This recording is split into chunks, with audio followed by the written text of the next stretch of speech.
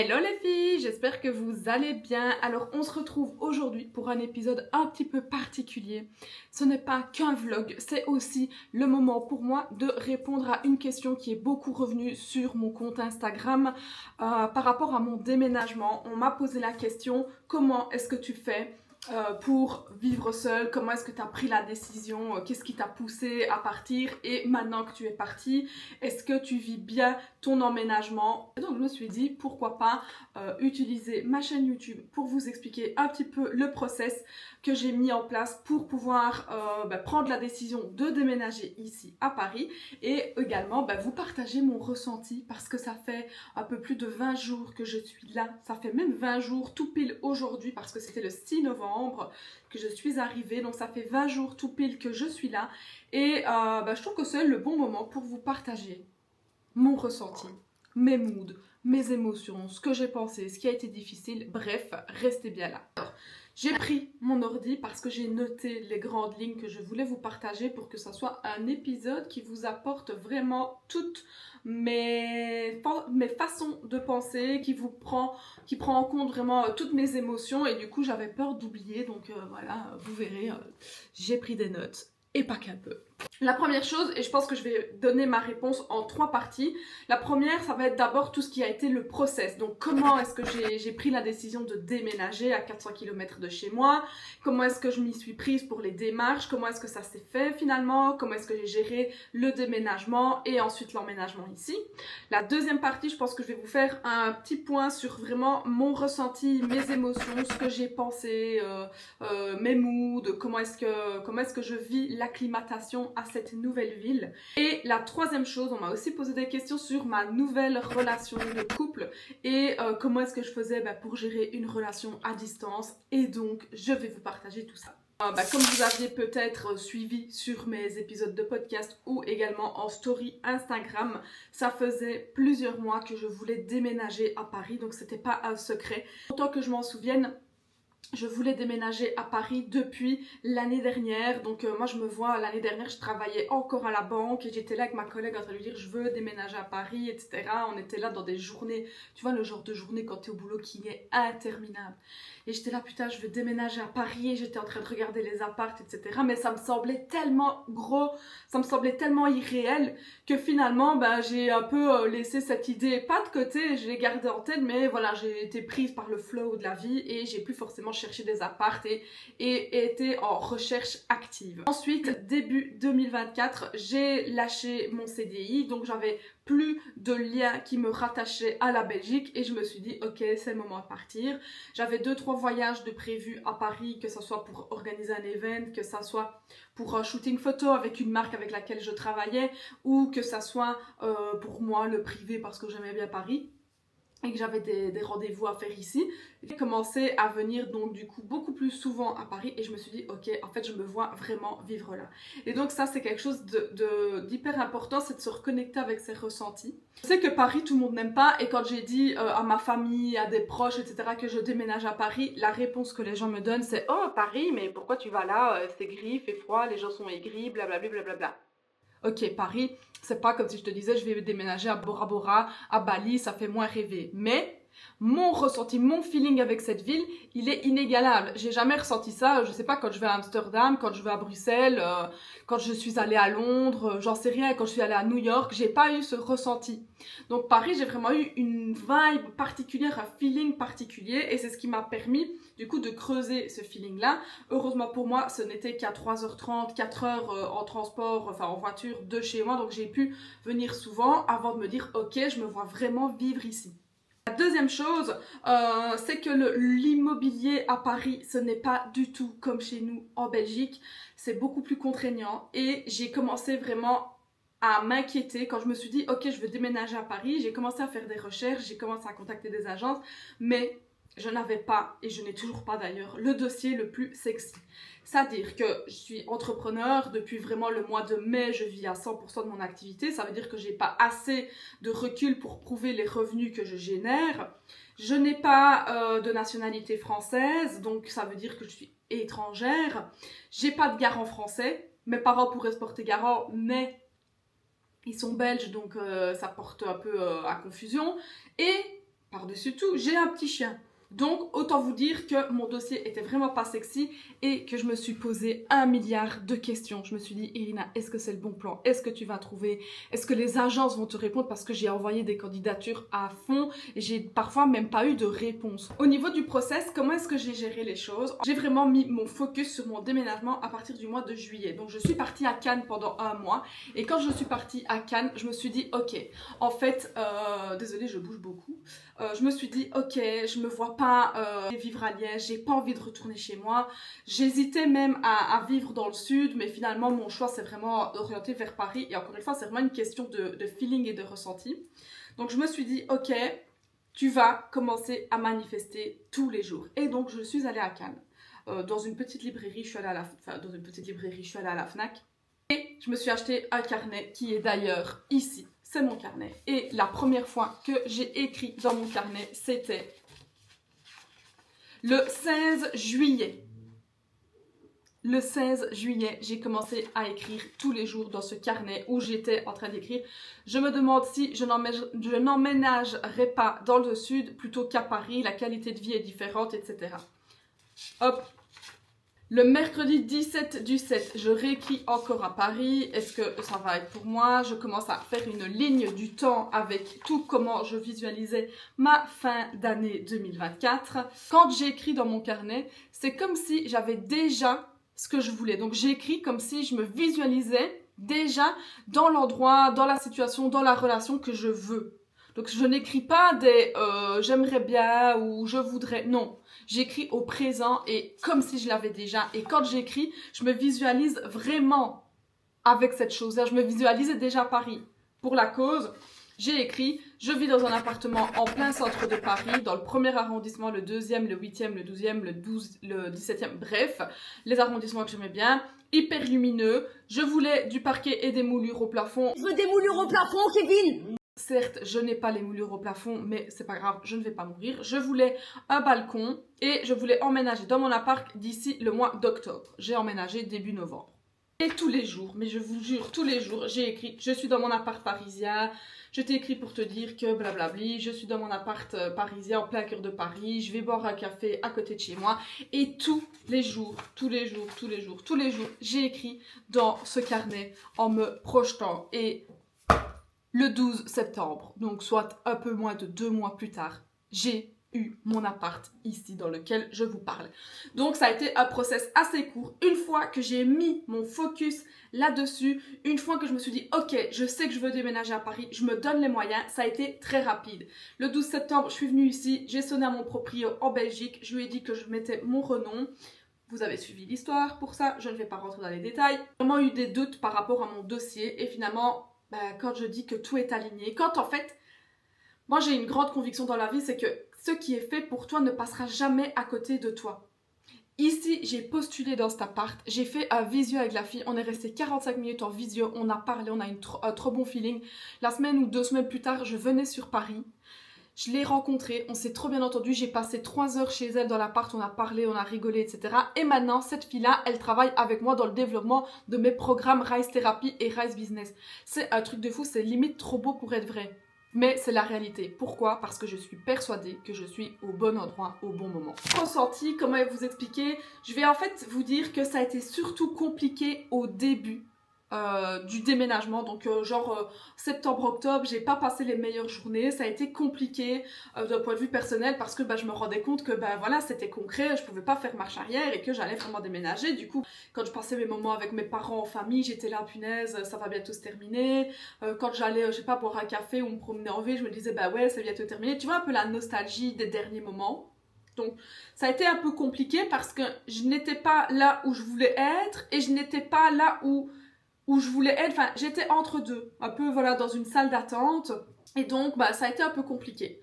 Ce qui est venu mettre du baume dans mon cœur, c'est évidemment ma rencontre avec mon nouveau mari qui s'est fait le 13 octobre, je pense, parce qu'il est venu me parler genre aux alentours du 13 ou du 15 octobre. Et ça, je pense que ça m'a permis de beaucoup mieux vivre mon emménagement parce qu'en fait, j'avais cette personne qui me prenait du temps, de l'énergie et en fait, j'ai été moins concentrée sur mon au revoir dans ma ville et j'ai été beaucoup plus concentrée sur la construction de cette nouvelle relation naissante et du coup ça m'a permis en fait de carrément mieux vivre mon déménagement. Donc on a eu un premier date, un deuxième date, il est resté directement chez moi dans mon appart, donc on a passé beaucoup de temps ensemble, on a été directement ensemble jusqu'à mon départ, donc on est resté ensemble, on a dormi ensemble jusqu'à mon départ et en fait ça m'a donné une certaine compagnie, une certaine présence et en fait ça a été beaucoup plus facile à vivre pour le déménagement. Il a été là du début à la fin et ça aussi en fait ça a été super facile parce que je me suis pas sentie seule et je crois honnêtement que j'aurais beaucoup plus mal vécu mon déménagement si j'avais été vraiment solo parce que même si c'est une relation à distance, je me sens plus forcément seule et du coup ça a été beaucoup plus facile pour moi de vivre cet emménagement.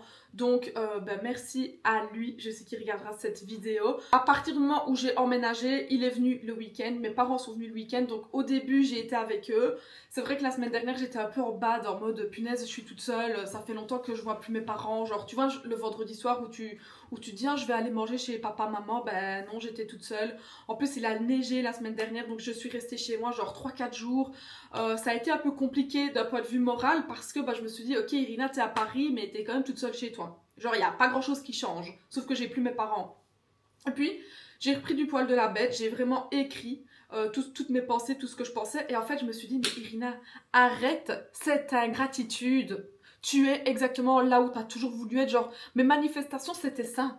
Je suis vraiment littéralement dans mes manifestations et donc je me suis dit ok il y a des moments où tu seras plus seule et c'est normal mais profite, sois dans la gratitude et éprouve des émotions positives, fortes, parce que c'est ça qui va me permettre du coup de garder la tête haute et d'atteindre les objectifs parce que je ne suis pas venue ici pour enfiler des perles, je suis venue ici pour du professionnel, pour faire des rencontres, pour avoir des opportunités, pour avoir un meilleur cadre de travail, pour peut-être, j'en sais rien, je vais travailler dans un café et je vais rencontrer quelqu'un qui va m'aider, qui va me donner une idée, j'en sais rien, mais voilà. Je sais pourquoi je suis venue ici, je garde mon objectif en tête et en fait c'est ça qui me permet de vite passer par-dessus mes bad moods. Donc si jamais tu veux partir à l'étranger, je te mentirais si je te dis que ça va être lisse et que ça va être génial. Tu vas peut-être ressentir des bad moods, tu vas peut-être ressentir des doutes, est-ce que c'est vraiment fait pour moi, est-ce que j'ai pris la bonne décision? Mais je t'assure que si tu continues et que tu gardes en tête ta vision, vous savez très bien que j'aime beaucoup la vision et que je parle beaucoup de la vision. Mais si tu gardes en tête ce pourquoi tu es parti, ce que tu es venu rechercher dans cette nouvelle ville, je t'assure que la transition se fera parfaitement et que finalement tu ne regretteras pas ton choix et tu seras là fier d'avoir pris cette décision de te faire passer en priorité. Voilà pour mon ressenti, j'ai vraiment aucun regret, je suis hyper contente d'être ici, je suis hyper fière d'avoir passé le pas, d'avoir passé ce cap que je disais, que je rêvais l'année dernière et finalement j'y suis, donc petite fierté. Et sinon, au niveau de la relation à distance, on m'a aussi demandé comment est-ce que je gérais ça. Je vous avoue que je n'ai jamais été en relation à distance. C'était déjà peu dire d'être en relation tout court. Mais si on m'avait dit que tu serais en relation à distance en déménageant à Paris, je t'aurais rigolé au nez. Donc en fait, je m'y attendais pas, c'était imprévu. Et finalement, je pense qu'on gère bien la chose. Voilà, heureusement que FaceTime existe. On s'appelle tous les jours, on parle tous les jours. Et j'ai l'impression que le fait qu'on soit à distance, ça, justement, ça renforce notre lien et notre connexion parce qu'on n'a pas tous ces moments physiques qu'on pourrait avoir quand on est dans la même ville. Et je pense, honnêtement, et ça, je lui en ai déjà parlé, je crois que si j'étais restée à Liège, on serait vite rentré dans une routine, tu vois, parce que juste avant que je parte, pendant 2 semaines, il est venu chez moi, il venait chez moi, il se levait, il allait travailler, moi j'allais travailler chez moi où je faisais mes trucs, le soir il rentrait, on se demandait qu'est-ce qu'on fait à manger, on mangeait, on regardait la télé, et puis après on allait dormir.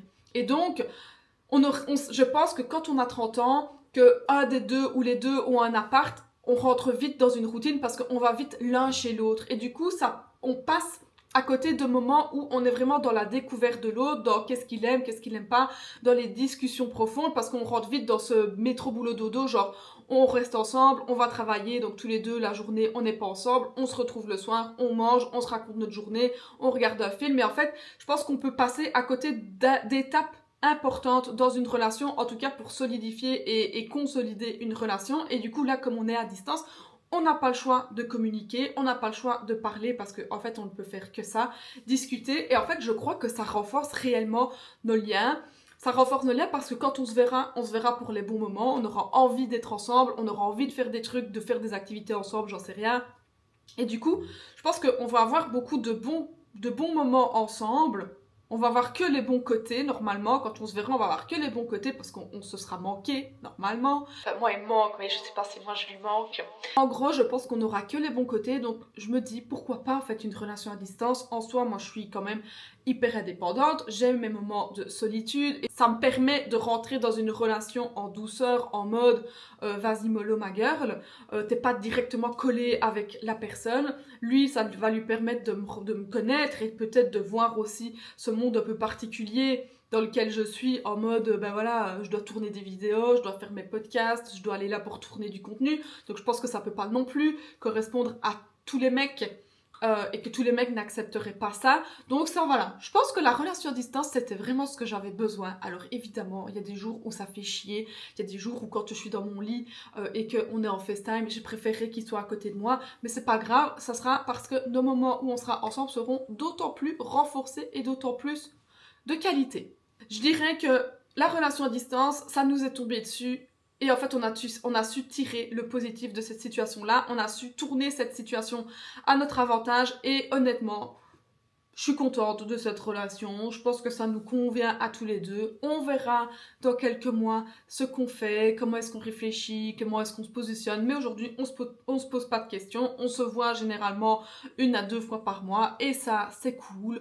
Et voilà. Wait and see. On va pas commencer à s'imaginer marié avec une maison, un gosse, un chien.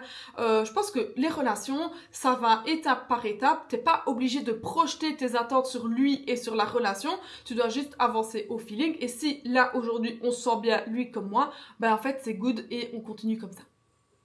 Voilà pour l'épisode d'aujourd'hui, les filles. J'espère qu'il vous aura plu. Vous aurez eu les réponses que vous cherchiez. Je ne sais pas si vous aviez d'autres questions. Je serais heureuse d'y répondre encore, de faire peut-être un style de questions-réponses comme j'ai fait aujourd'hui, avec toutes les questions que vous pourriez vous poser. En tout cas, je vous laisse avec mon petit vlog de ces derniers jours. Il n'y a pas grand-chose, mais il y a quand même des trucs intéressants. Et je vous dis à la semaine prochaine. Je reviens d'une petite session de shopping, les meufs. Je vais évidemment unboxer tout avec vous parce que j'ai trouvé plein de trucs trop beaux. Donc, première chose, cette paire de bas beige pour aller avec ma tenue. Je vais vous montrer un petit cookie chez Starbucks. C'est confortable au côté beau d'un pyjama. Ensuite, je me suis pris un petit col roulé, donc j'avais déjà un beige, un noir, il manquait que le gris. Un peu, tu vois, un peu transparent comme ça. Genre, je trouve que c'est trop beau, ça dévoile un peu ton sous-vêtement et je trouve que c'est trop classe. Donc voilà, la pièce la plus grosse du truc. Genre, j'ai acheté ça. En fait, je suis pas trop fan de ce genre de manteau, mais à force de le voir, je me dis que ça a l'air trop cocooning. D'ailleurs, je l'ai pris en XS parce qu'il n'y avait plus le S et genre, j'avais essayé le M, mais le M m'allait beaucoup trop grand. Ah bah XS, ça va. Vous voyez, genre, brrr, quand il fait froid, bien emmitouflé comme ça. Je me suis acheté un petit pyjama. Parce que mon mec se moque tout le temps de mes pyjamas. Avec la fin qui est comme ceci. En mode ça fait cool, mais en même temps c'est pas trop non plus habillé. Parce que moi dans mon pyjama je veux être bien quoi. Je préfère le... J'ai trouvé une pépite. Genre cette petite robe. Avec des petits brillants comme ça sur les poches. Genre je trouve que c'est trop classe et je mettrais ça soit avec le col roulé gris que je viens d'acheter, soit je mettrais ça avec un chemisier en dessous, genre j'adore. Que je vais mettre avec les bas collants, j'ai acheté un petit cardigan comme ça. Je trouve toujours que ça fait classe. Et une petite jupe pour faire un total look beige avec mes petits bas. Genre j'ai trop hâte, genre j'aime trop le beige comme ça, le crème. En hiver je trouve que ça réchauffe. Et voilà, tout ça. Je vous laisse deviner le prix de tout ça, les filles. Vous avez deviné? Le prix de tout ça, 188,29 €. Genre, j'ai fait l'affaire du siècle. Pourtant, c'était pas encore le Black Friday. Mais j'ai eu 10% parce que je me suis inscrite sur le H&M France. Parce que moi, j'avais un bon, mais c'était H&M Belgique. Bref, H&M France, 189 € tout ça. Ça fait plaisir, quoi. Hello tout le monde, j'espère que vous allez bien. Bon, on se retrouve ce matin parce que je vous emmène toute la journée avec moi dans mon workshop que j'anime avec des filles qui étaient dans mon programme Rise Business. Donc c'est un programme destiné aux femmes entrepreneurs qui veulent développer leur présence en ligne, maximiser leurs résultats, augmenter leur visibilité, etc., etc. Et surtout travailler leur mindset. Et donc je leur ai organisé une journée en présentiel ici à Paris. Donc il y en a 3 qui viennent de Belgique et 2 qui viennent de France, et il y a une dernière qui ne savait pas venir, qui venait du sud. Bref, je leur ai organisé une journée vraiment en pratique et vous venez avec moi pendant toute la journée.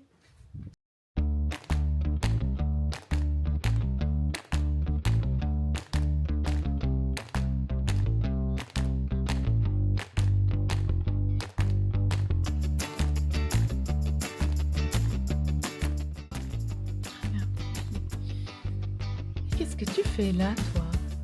Qu'est-ce que tu fais là, toi? Mon amour.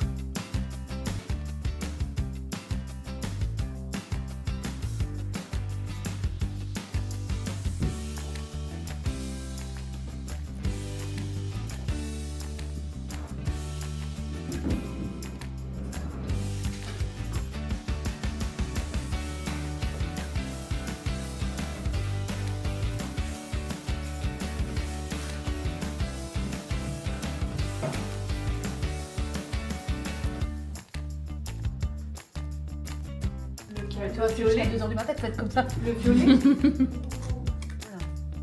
Comme ça? Ah non, non, je crois pas, non. Ou c'est là? C'est comme ça? C'est comme Je sais pas. Et puis on ferme. ça. C'est bizarre, hein? Ah. Ah, elles sont cool, celles-là. Elles sont belles. C'est possible d'avoir 21 minutes. Voir, il faut minimum 3 mois. T'es obligé de voir. Si j'avais sorti mon podcast et que je m'étais mis, je sors le premier épisode et je vais voir. J'en aurais plus fait, j'aurais eu 2 épisodes, je me serais arrêtée. Je l'ai lancé en mars, donc il y a cette... Il faut avoir un certain recul, et c'est là que je vous dis que votre mindset va faire le tout, c'est que tu ne dois pas attendre le résultat, le like, la vue, parce que si tu attends ça, tu lâches. Bon appétit les filles!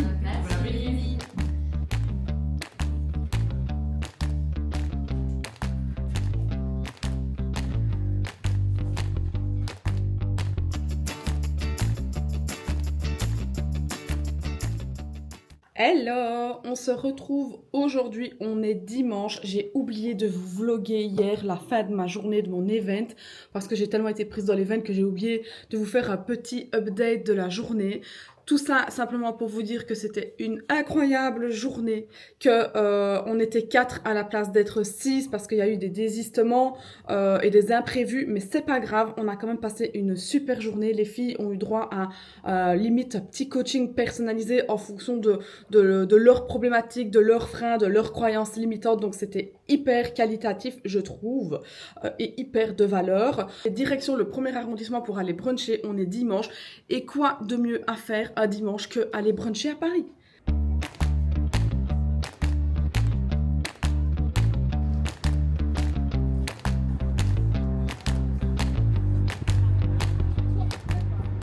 Petit brunch fait, j'ai oublié de vous filmer les plats mais c'était trop bon. On a voulu passer au store Pollen mais il y avait une file de 45 minutes donc on ne l'a pas fait. Moi je reviendrai toute seule parce que les filles n'avaient pas le temps. Du coup là je vais les emmener voir les Galeries Lafayette. On va monter au-dessus là sur le rooftop de chez Printemps pour qu'elles puissent avoir une petite vue Tour Eiffel Paris. Et voilà, comme ça elles kiffent et après elles rentreront. Je suis trop contente parce que du coup les filles, elles ne se connaissaient pas avant de venir.